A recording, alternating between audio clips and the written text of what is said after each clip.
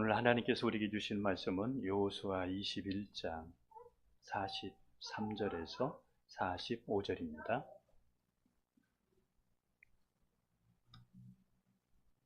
같이 갑니다.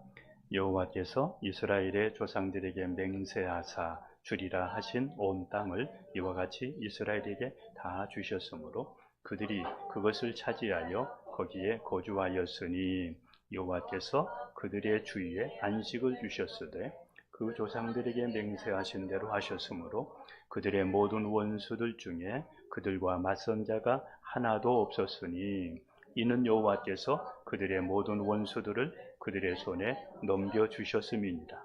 여호와께서 이스라엘 족속에게 말씀하신 선한 말씀이 하나도 남음이 없이 다 응하였더라. 아멘. 오늘은 이제 여호수아서 두 번째 시간인데 오늘 여호수아서 이제 마지막 시간입니다. 일은 하나님이 하신다.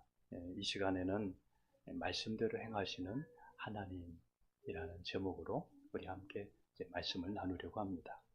하나님께서 말씀하신 말씀이 오늘 말씀해 보니까 하나도 남음이 없이 다 이루어졌다고 이렇게 말씀하셨습니다. 하나님께서 말씀하신 것이 하나도 남음이 없이 모두 다 이루어졌다. 그래서 여러분, 우리가 하나님 말씀대로 살면 하나님께서 약속하신 것, 저와 여러분에게도 하나님께서 하나도 빠짐없이 이루실 줄로 믿습니다. 그래서 하나님은 말씀대로 이루시는 신실하신 분이십니다. 신실하신 분입니다. 여기에 말씀에 보면은 이런 말씀이 있습니다. 45절에 여호와께서 이스라엘 족속에게 말씀하신 선한 말씀이 이렇게 나옵니다. 선한 말씀. 여기 선한 말씀이란 하나님께서 말씀하신 그 말씀이 반드시 그대로 이루어지기 때문에 선한 말씀이다. 그렇게 한 겁니다. 만일 하나님께서 말씀하신 것이 이루어지지 않는다면 선한 말씀이 될 수가 없겠죠. 그래서 하나님의 말씀은 여러분 선한 말씀입니다. 말씀대로 이루어진다는 거 우리가 기억했으면 좋겠습니다. 하나님은 아브라함에게 가나안 땅을 주시겠다고 약속하신 그 말씀대로 이스라엘 백성들에게 가나안 땅을 그대로 주셨습니다. 하나님은 성경을 통해서 말씀하신 것은 하나도 빠짐없이 이루신다는 것을 우리가 믿고 말씀대로 살려고 해야 됩니다.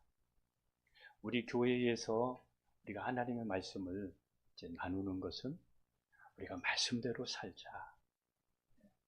우리가 강조하는 부분들이 그것입니다. 하나님의 말씀은 우리가 성경을 믿고 하나님 말씀대로 우리가 살아야 됩니다. 여호수아서 23장 14절을 한번 봅니다. 보라, 나는 오늘 온 세상이 가는 길로 가려니와 너희의 하나님 여호와께서 너희에게 대하여 말씀하신 모든 선한 말씀이 하나도 틀리지 아니하고 다 너희에게 응하여 그 중에 하나도 어김이 없음을 너희 모든 사람은 마음으로 뜻으로 아는다.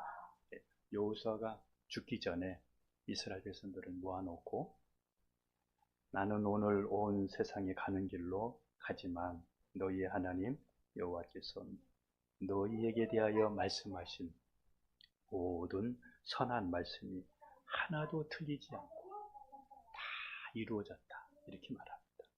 그래서 우리가 여기에서 14절에서 우리가 다시 한번 생각해야 될 부분은 하나님의 말씀은 우리 아까 우리 유영 집사님 얘기한 것처럼 내게 주신 말씀입니다. 여기에서도 그러잖아요. 하나도 오늘 이 말씀 중에 너희에게 대하여 말씀하신 모든 선한 말씀이라고 말했습니다. 이 말씀은 내게 주신 말씀이다. 이스라엘 백성들 그 시대의 게 아니라 지금 내게 주신 말씀이다. 이렇게 우리가 받아야 됩니다.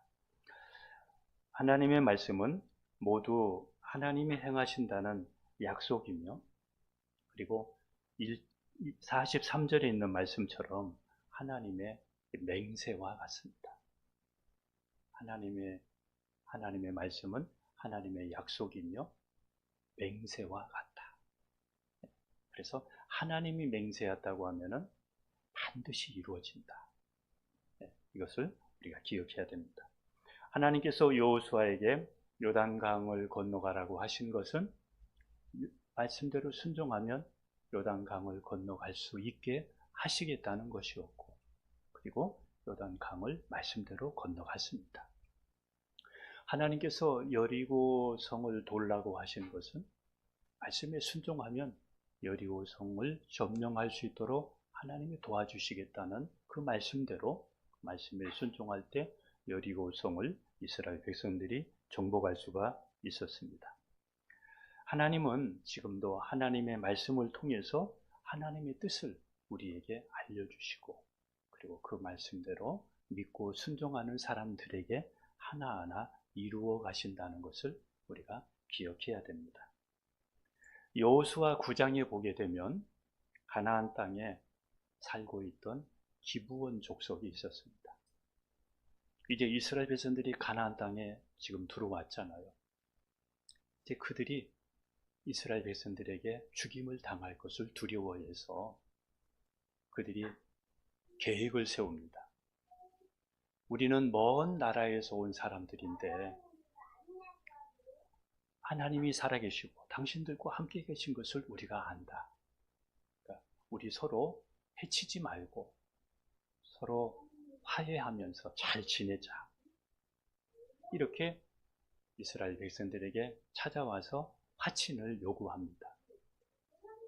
그때에 여호수아가 하나님께 묻지 않고 그들이 먼 나라에서 이렇게까지 와서 화친을 요청하니까 그대로 그 화친을 받아줍니다. 그리고 그들하고 서로 화해의 조약을 맺습니다. 그리고 나서 며칠 있다가 보니까 그 족속들이 가나안 땅에 살고 있는 사람들이었습니다.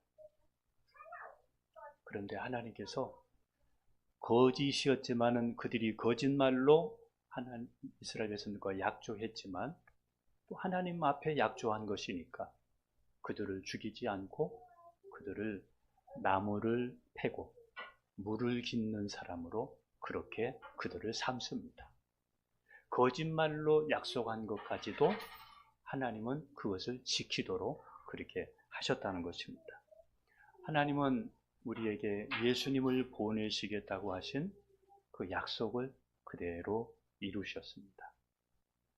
하나님은 우리를 사랑하셔서 우리가 멸망하지 않고 영생을 얻도록 하시기 위해서 예수님을 보내어 주셨습니다. 그래서 이 말씀도 우리에게 그대로 이루어지셨습니다. 하나님은 말씀하신 대로 행하시는 하나님이시라는 것, 이것을 우리가 기억해야 됩니다. 여기에 선하신 말씀이라고 그랬는데 이 선함의 반대가 무엇일까요? 선하다는 이 반대는 거짓일 것입니다. 그런데 하나님은 거짓이 조금도 없으시기 때문에 거짓을 싫어하신다는 것을 우리가 알아야 됩니다. 하나님은 거짓과는 상관이 없고 하나님은 거짓을 싫어하신다. 왜냐하면 깨끗하신 분이시기 때문에 거짓 자체를 하나님은 싫어하십니다. 그래서 우리의 신앙도 하나님과 이 코드가 맞아야 됩니다. 그래서 우리의 신앙도 선해야 되고 거짓이 없는 우리의 신앙이어야 합니다. 말씀 한번 보겠습니다. 민수기 23장 19절입니다. 같이 갑니다. 하나님은 사람이 아니시니 거짓말을 하지 않으시고 인생이 아니시니 후회가 없으시로다. 어찌 그 하신 말씀 행하지 않으시며 하신 말씀을 실행하지 않으시며. 여기 잘 보십시오. 하나님은 사람이 아니시니 거짓말을 하지 않으시고 인생이 아니시니 후회가 없으시도다. 어찌 그 말씀하신 바를 행하지 않으시며 하신 말씀을 실행하지 않으시랴. 이 말씀대로입니다. 그러니까 우리도 이 말씀대로 우리의 신앙을 이렇게 세워가야 됩니다. 사람은 거짓이 있잖아요. 그러다 보니까 하나님도 거짓이 있는 줄로 그렇게 생각할 수 있어요. 그러므로 우리의 신앙이 거짓 없는 선한 신앙이어야 된다는 것을 우리가 기억해야 됩니다. 말씀대로 된다면 우리는 몇 가지 문제를 정리하고 가야 됩니다. 앞으로 하나님의 말씀대로 그대로 이루어진다고 하면 첫 번째, 우리에게 두려움이 될 수 있습니다. 말씀대로 될 것이니까 말씀대로 못 산 것, 이것이 두고두고 우리에게 두려움이 될 수 있습니다. 이 두려움을 없애기 위해서는 이렇게 하면 됩니다. 이제부터 말씀대로 사십시오. 그리고 그동안 말씀대로 살지 못한 것은 어떻게 해요? 회개하십시오. 그리고 새 출발하면 됩니다. 우리에게 이 두려움은 그 무엇으로도 해결할 수 없습니다. 그리고 이 두려움을 해결하지 못하면 나중에 이 두려움에 눌리게 되어져서 하나님과 멀어질 수도 있습니다. 하나님이 무서운 분으로 여길 수도 있거든요. 혹시 내가 지옥 가면 어떡하지? 사람은 나이가 들면 들수록 그런 생각 다 갖습니다. 그런 분이 있다고 하면 여러분 예수님을 주로 믿으십시오. 그러면 지옥 걱정은 여러분 사라지고 천국의 소망으로 여러분에게 가득 채워질 것입니다. 그러니까 두려움을 놔두지 마십시오. 두려움을 놔두게 되면 언젠가 그 두려움이 현실이 될 수 있습니다. 두 번째입니다. 하나님은 말씀대로 행하실 것이기 때문에 지금 다소 어려운 일들이 있을지라도 소망을 가지고 인내하십시오. 흔들리지 마십시오. 주의를, 예배를, 기도를 소홀히 하지 마십시오. 왜? 반드시 말씀대로 될 것이니까. 조금 인내하면 여러분이 가졌던 그 말씀 안에서의 그 소망 간증하게 될 것입니다. 세 번째입니다. 그동안에 하나님께 서운한 점도 있고 오해한 점도 있고 그래서 우리의 머릿속이 참 복잡할 수 있습니다. 신앙이 맞는 것 같고 때로는 아닌 것 같고 하나님이 살아계신 것 같고 또 때로는 아닌 것 같고 그래서 이런 상태에 있다 보면 이것도 아니고 저것도 아닌 상태에 있다 보면 내 신앙이 한 걸음도 나아갈 수가 없습니다. 그래서 여러분의 신앙이 이제 한 걸음 이렇게 나아갈 수 있도록 그렇게 하기 위해서 이렇게 한번 하십시오. 여러분에게 가지고 있는 그런 모든 생각들을 딱딱 이제 매듭을 지어야 됩니다. 불신앙으로 내 속에 남아있던 거, 오해했던 거, 하나님께 서운하게 생각했던 거, 이거 그대로 놔두면 불신앙으로 남아있게 되고 내게 영적인 손해가 됩니다. 그러므로 이렇게 한번 하십시오. 로마서 8장 28절에 있는 말씀처럼 하나님을 사랑하는 자, 곧 그의 뜻대로 부르심을 입은 자들에게는 모든 것이 합력하여 선을 이루느니라. 그동안에 어려웠던 거, 힘들었던 거, 속았던 거, 마음 아팠던 거, 기도하는데 왜 이런 일이? 그래서 하나님을 오해했던 거, 그런 것들을 불신으로 놔두지 말고 합력해서 선을 이룰 거야. 모든 것이 합력하여 그 문제도 선을 이룰 거야. 저 문제도 선을 이룰 거야. 이렇게 하시면서 여러분 불신앙으로 남겨두지 마시고 합력해서 선을 이룰 거야. 하나님의 선한 뜻이 있을 거야. 하나님의 더 기쁘신 뜻이 있을 거야. 그렇게 믿음으로 반응하십시오. 그래서 하나님의 말씀대로 된다. 이것이 여러분에게 그대로 삶으로, 문화로 이렇게 이어질 수 있으면 좋겠습니다. 우리는 이런 말을 하지 말아야 됩니다. 어떻게 말씀대로 살아? 말씀대로 사는 사람이 어디 있어, 세상에? 이런 말을 우리가 하지 말아야 됩니다. 이런 말을 하게 되면 하나님 앞에 하나님의 말씀은 뭐가 되는 것입니까? 하나님은, 우리가 믿는 하나님은 뭐가 되는 것이죠? 누워서 침 뱉기예요. 다른 건 다 닫혀도 하나님과의 관계만큼은 열어놔야 되는데, 하나님과의 관계에 대해서 이렇게 부정적인 창문을 이렇게 닫아놓게 되면 우리에게 무슨 소망이, 희망이 있겠습니까? 말씀대로 안 사는 이유를, 그 사람들을 이렇게 보게 되면, 그 사람들이 말씀대로 안 사는 이유가 뭐냐 보면, 예수님 믿으니까 말씀대로 안 산다고. 예수님만 믿으면 되니까 말씀대로 안 살아도 된다고 생각을 가지고 있어요. 그런데 예수님께서 이렇게 말씀하셨습니다. 너희가 나를 사랑하면 나의 계명을 지키리라. 요한복음 14장 15절에 이렇게 말씀하셨어요. 그러니까 말씀대로 살아도 소용없다는 그것은, 또 예수님만 믿으면 된다고 하고 말씀대로 안 사는 것은 잘못된 신앙이에요. 잘 못 배운 겁니다. 그런데 사람은, 이 육은 자기 육이 편한 것을 더 좋아해요. 말씀보다는 자기 육이 편하는 것을 좋아해서 그런 것들을 하나하나 받아들이게 되는데, 그걸 가지게 되면 여러분의 신앙이 건강한 신앙이 될 수가 없습니다.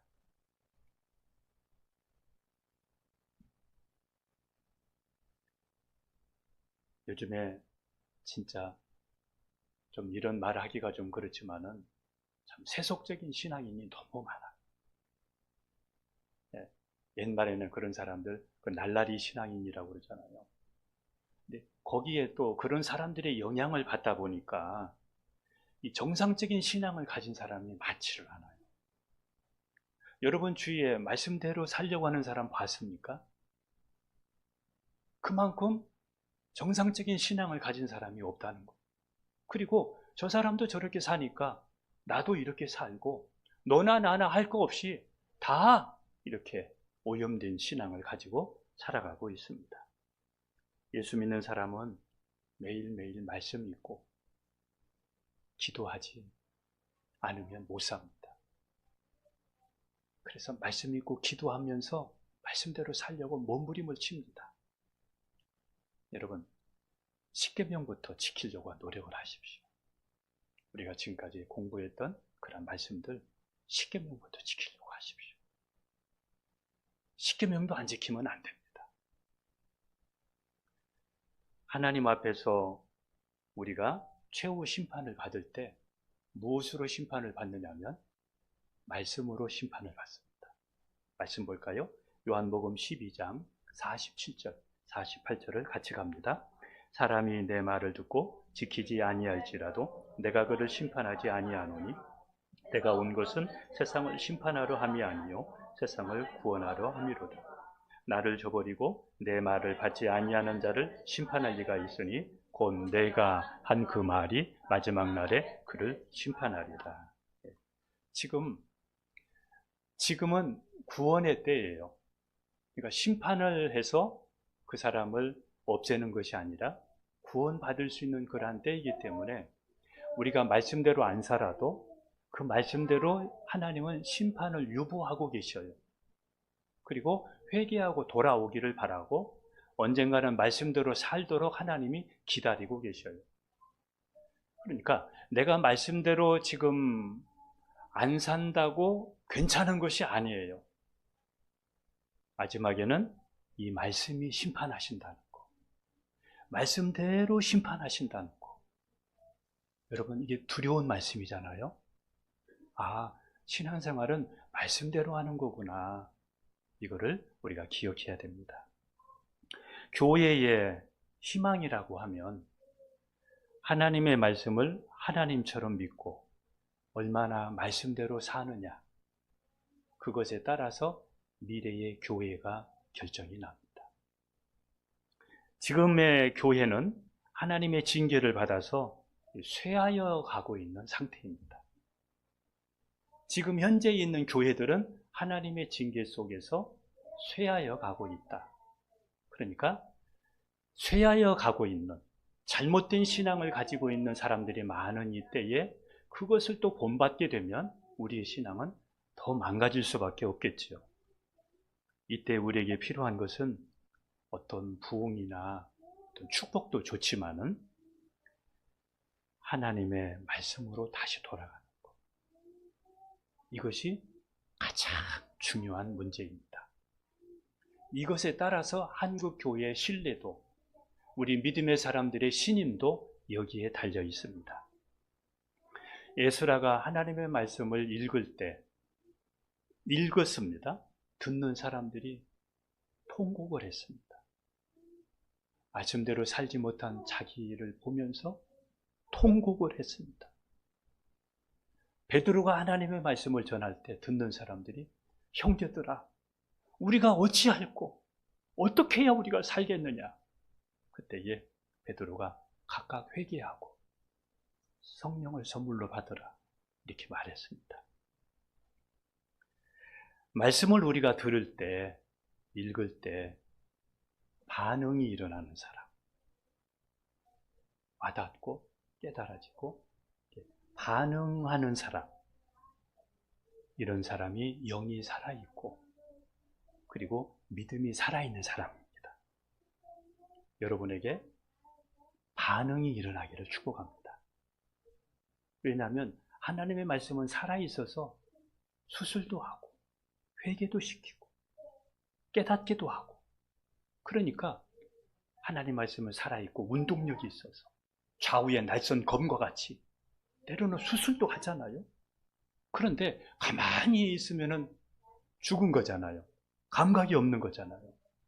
그러니까 말씀을 들을 때, 읽을 때 반응이 일어나야 정상입니다. 우리가 예수님을 주로 믿으면 그때 하나님께서 우리에게 중요한 문제들을 해결해 주십니다. 예수님을 나의 주인으로 믿는 그 순간에 우리에게 중요한 문제가 해결되는데, 첫째, 죄 사함 받고 하나님의 자녀가 됩니다. 죄 사함 받고 하나님의 자녀가 되어지고 천국을 상속받게 됩니다. 그러니까 그 안에 하나님의 나라가 이루어지기 시작을 합니다. 그런데 내 안에 이루어진 이 하나님의 나라는 이미 내 안에 이루어졌지만 아직 완성되지는 않았습니다. 언제 완성되느냐 하면 우리가 이 세상을 떠날 때, 또 예수님이 재림하실 때, 그때 그 천국이 완성이 됩니다. 그러니까 우리가 지금 현재 이루어진 하나님의 나라 속에서 살다가 나중에 온전한 천국으로 우리가 가게 되는 것이죠. 그러니까 지금 우리는 이미 우리에게 하나님의 나라가 이루어졌는데 완성되지 않는 그러한 상태 속에서 지금 우리가 세상을 살고 있습니다. 지금 우리가 이 세상을 살아가고 있다는 것입니다.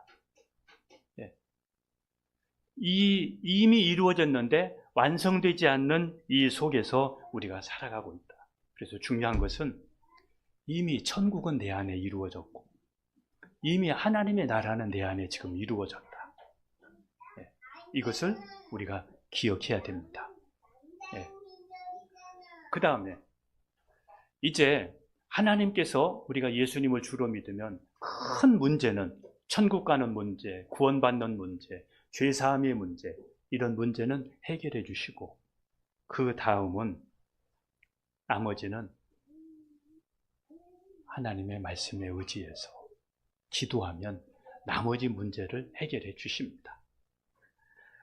여러분에게 있는 기도의 제목, 가정의 문제, 경제의 문제, 또 비전의 문제, 이러한 부분들은 우리가 하나님의 말씀에 의지해서 기도할 때 하나님께서 하나하나 응답해 주십니다. 그런데 우리는 이 말씀을 들으면 이런 생각을 할 수가 있습니다.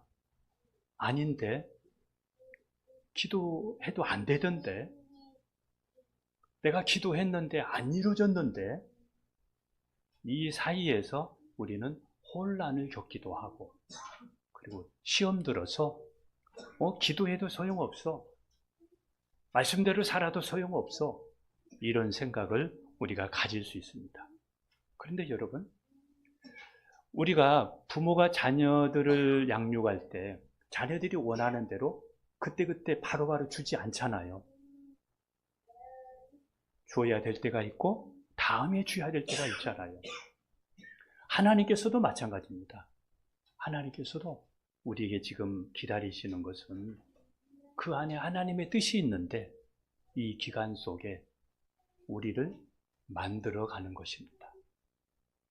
우리를 그 부족한 것 때문에 하나님을 더 의지하게 하고 하나님을 더 찾게 하고 하나님께 기도하게 해서 우리의 믿음을 세우기를 하나님은 원하십니다.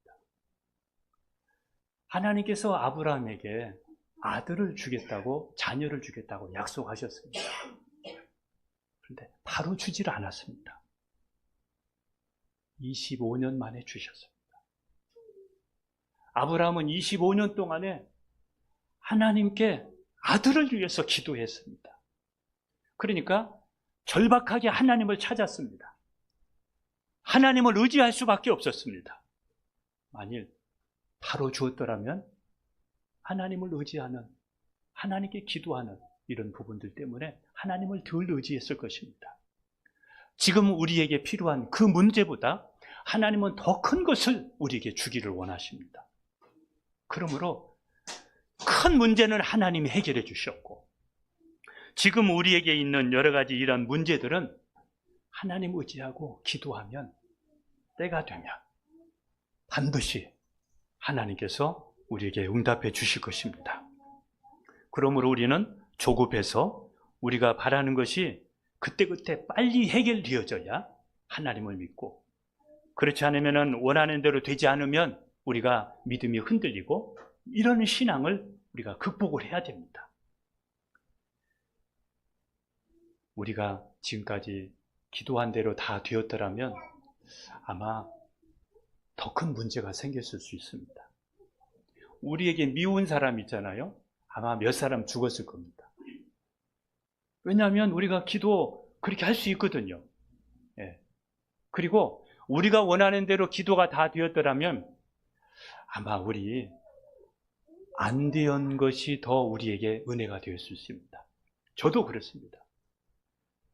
내가 기도한 대로 안 된 것이 참 감사하다. 여러분, 저만 그렇습니까?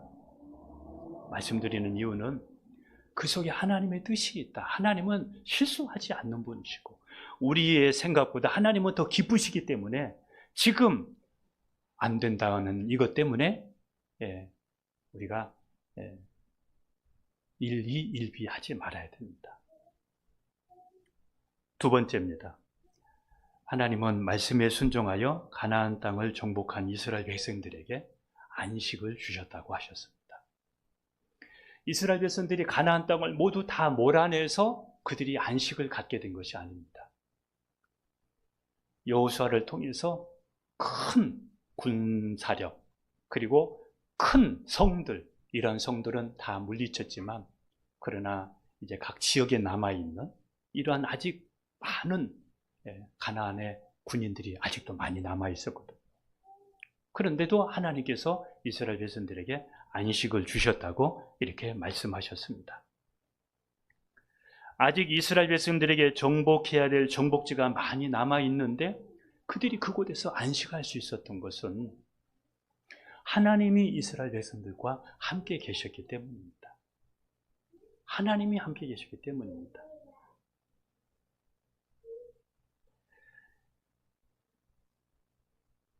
한번 여호수아서 21장 44절을 보도록 하겠습니다. 같이 갑니다. 여호와께서 그들의 주위에 안식을 주셨을 때 그 조상들에게 맹세하신 대로 하셨으므로 그들의 모든 원수들 중에 그들과 맞선 자가 하나도 없었으니 이는 여호와께서 그들의 모든 원수들을 그들의 손에 넘겨주셨음이니라.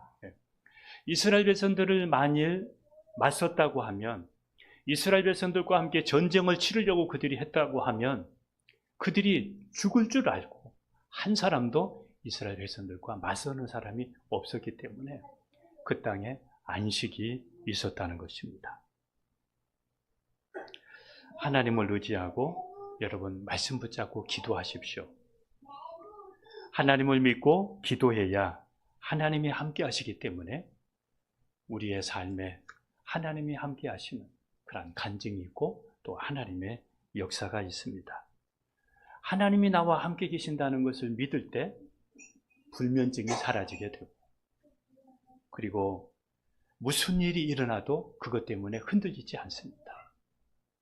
하나님이 나와 함께 계신다고 믿어야 저녁에 주무실 때 발 쭉 뻗고 주무실 수 있습니다. 그렇지 않으면 한시도 우리는 편안하게 안식할 수가 없습니다. 사람은 에덴 동산에서 범죄한 이후부터 안식을 잃고 피곤한 가운데 살아갑니다. 사람들은 먹고 사는 문제 때문에 피곤해합니다.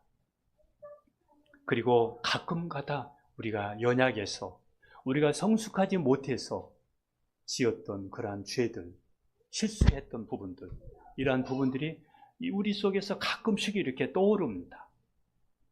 그러면 그 떠오르는 그러한 죄들이 우리를 피곤하게 합니다.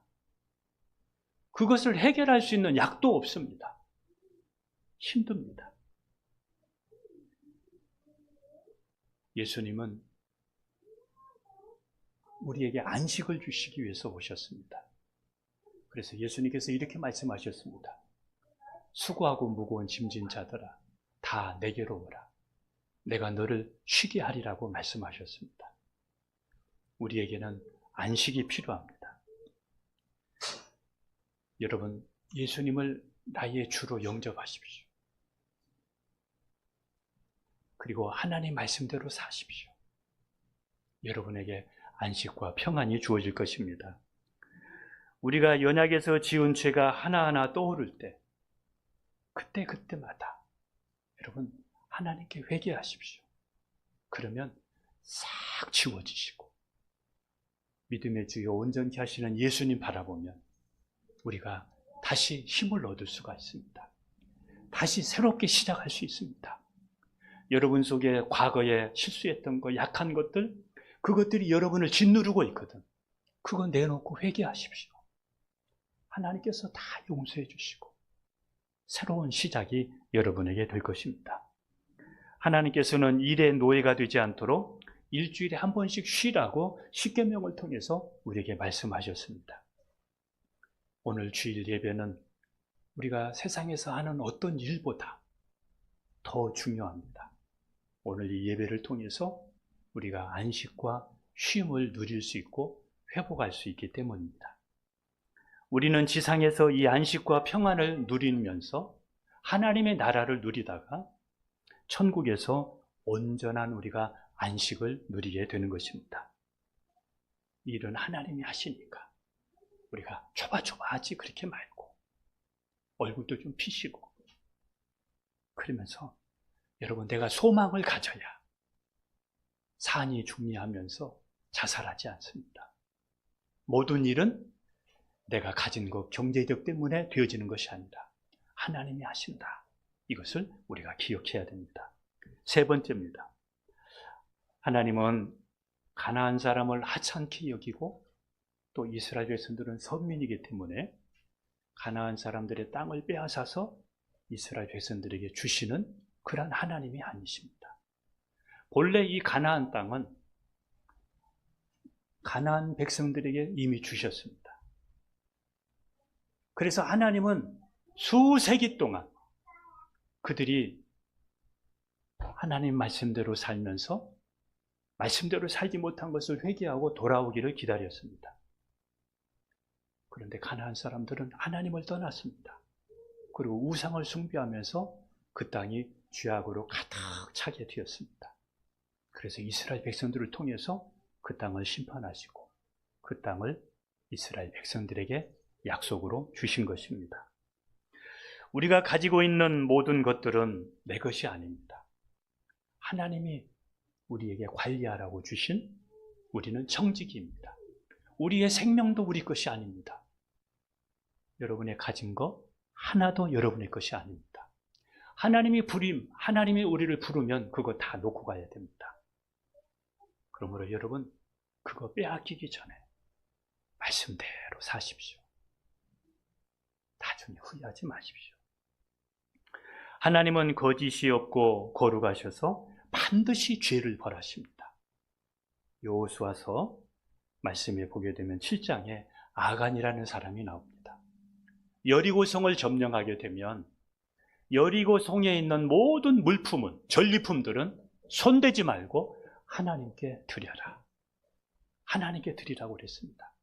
그런데 아간이 여리고성을 점령하면서 이제 아간에게 탐심이 생겨서 외투 한 벌, 좋은 외투 한 벌을 훔치고, 그리고 또 은 200세겔과 50세겔 나가는 금덩이를 훔쳐서 자기 장막에다가 이렇게 숨겨두었습니다.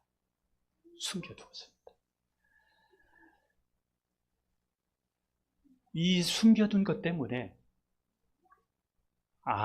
이 아간의 가족들, 아들과 딸들, 가족들, 짐승들까지 모두 다 죽임을 당했습니다. 자기 아들이, 자기 자식들이 죽어가는 걸 보면서 아간이 얼마나 후회했겠습니까? 여러분, 나중에 이런 후회하지 않도록 지금 말씀대로 사십시오. 나중에 반드시 우리에게 후회할 때가 옵니다. 그래서 여러분에게 이 말씀 드립니다. 지혜로운 믿음을 가져야 됩니다. 지혜로운 믿음. 아간과 같이 지금 인본주의적인, 지금 당장 필요한 거, 그것 때문에 더 귀한 것을 잃어버리고 영원한 것을 잃어버리고 하찮은 것 때문에 이 아간의 전투로 인해서 아이성 전투에서 이스라엘 백성들이 패배하고 얼마나 많은 사람이 죽었습니까? 그리고 자기 자녀들이 전부 다, 그리고 자기 재물을 모두 다 잃어버리고 말잖아요. 크게 보십시오. 멀리 보십시오. 여러분 지금 눈에 보이는 것 때문에 더 큰 것을 지금 잃어버리고 살 수 있습니다. 정복한 가나안 땅 분배에 대해서 제가 속히 지금 말씀을 드리고 이제 지나가려고 합니다. 가나안 땅의 정복은 여호수아가 가나안 족속을 다 몰아낸 다음이 각 나라의 지파들을 준 것이 아니라 큰 것만 정복하고 나머지는 이제 분배를 받아서 제비뽑 받아서 자기가 받은 그 땅을 자기들이 정복했어야 했습니다. 가나안 땅 분배는 몇 가지로 이루어지는데, 첫 번째, 갈렙이 자신이 분배받은 땅과 자신이 갖고 싶어하는 헤브론 땅을 요구해서 갈렙이 가나안 땅을 분배받습니다. 두 번째는 요단 동편을 분배받은 그런 지파가 있었는데, 그 지파는 루벤 지파와 갓 지파와 므낫세 반 지파입니다. 므낫세 지파가 있는데 반절은 동편을 받고 반절은 가나안 땅을 받는데, 그래서 므낫세 반 지파예요. 모세가 살아있을 때 가나안 땅을 들어가기 위해서 지나가다가 아모리 족속과 그리고 바산 왕 옥이 점령하고 있던 이 땅을 모세 때에 점령을 합니다. 근데 이때에 이 땅이 가나안 땅 요단강 건너편이 아니라 요단강 건너가기 전에 있는 땅이란 말이죠. 근데 이 땅이 목축하기가 너무 좋은 거예요. 그래서 모세에게 또 이스라엘 백성들에게 루벤과 또 갓 지파와 므낫세 반 지파가 나와서 우리는 가나안 땅에 있는 땅보다 가나안 동편에 있는 이 땅을 우리에게 주었으면 좋겠다. 그리고 자녀들과 우리의 가족들은 여기다 놔두고 20세 이상 군인들은 우리가 나가서 여리고성을, 가나안 땅을 점령할 때 우리가 나가서 선두에 서서 우리가 전쟁을 하겠다. 그리고 정복한 다음에 우리는 돌아와서 이 땅을 우리가 차지하겠다. 이렇게 해서 요단 동쪽을 방금 말씀드린 것처럼 루벤 지파와 갓 지파와 므낫세 반 지파가 그 땅을 차지하게 됩니다. 그런데 이 세 지파가 가장 먼저 망하게 됩니다. 왜 망하게 되느냐면 요단 하나님 앞에 예배를 드리려고 그러면 요단강을 건너서 가서 예배를 드려야 되잖아요. 이 한계를 극복하지 못하고 요단 이 동쪽에서 목축업을 하니까 경제적으로 부흥하지요. 또 주변 나라들을 정복해서 영토가 넓혀져 가지요. 물질적으로 부유해지니까 신앙도 멀어지고 또 예배가 멀어지니까 아수르한테 제일 먼저 망하게 됩니다. 그리고 이 요단 동편에 살고 있던 이 족속들은 나중에 흔적도 없이 역사에서 누가 그들의 족속인지 흔적도 남지 않습니다. 자, 지금 우리에게 무엇이 중요한가를 기억해야 됩니다. 우리는 현실과 말씀 사이에서 현실적인 부분들만 우리가 찾아가기 쉬운데 현실과 말씀이 서로 상반될 때에는 말씀 편에 서야 됩니다. 말씀 편에 서야 우리의 신앙을 잃어버리지 않습니다. 마지막에 유다 지파와 에브라임과 므낫세, 그리고 아까 남은 반지파, 므낫세 반지파, 그리고 이제 나머지 7지파는 제비를 뽑아서 가나안 땅을 분배받습니다. 그리고 또 하나 한 지파가 나오는데 레위 지파입니다. 다른 지파들은 땅을 다 분배받았는데 레위 지파는 땅을 분배받지를 못했습니다.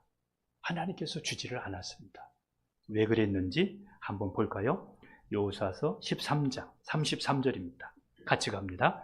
오직 레위 지파에게는 모세가 기업을 주지 아니하였으니 이는 그들에게 말씀하신 것과 같이 이스라엘의 하나님 여호와께서 그들의 기업이 비심이었더라. 레위 지파가 빠지고 요셉이 빠지고 그리고는 이제 요셉의 아들 므낫세와 에브라임 지파가 참여해서 이제 12지파로 이렇게 12지파가 되고 그리고 분배를 받게 되는데 이 레위 지파가 분배를 받지 못한 것은 하나님이 그들의 기업이 되기 때문입니다. 말씀을 마치겠습니다. 이 시대의 레위 지파는 예수님을 주로 믿는 저와 여러분들입니다. 구원받은 하나님의 백성들은 왕같은 제사장이라고 말씀했습니다. 이 세상은 우리가 육신을 가지고 있으면서 예수님 만나서 천국 가고 그리고 천국 상급 쌓을 수 있는 기회입니다. 그리고 우리는 잠시 후면 이 세상을 떠나서 우리는 하나님 앞에 가게 될 것입니다. 그러므로 우리는 나그네와 같은 이 세상 속에서 이 세상 것에 목숨 걸고 이 세상 것을 기업으로 삼지 말고 하나님을 기업으로 삼는 저와 여러분이 되기를 주님의 이름으로 축복합니다. 기도하겠습니다.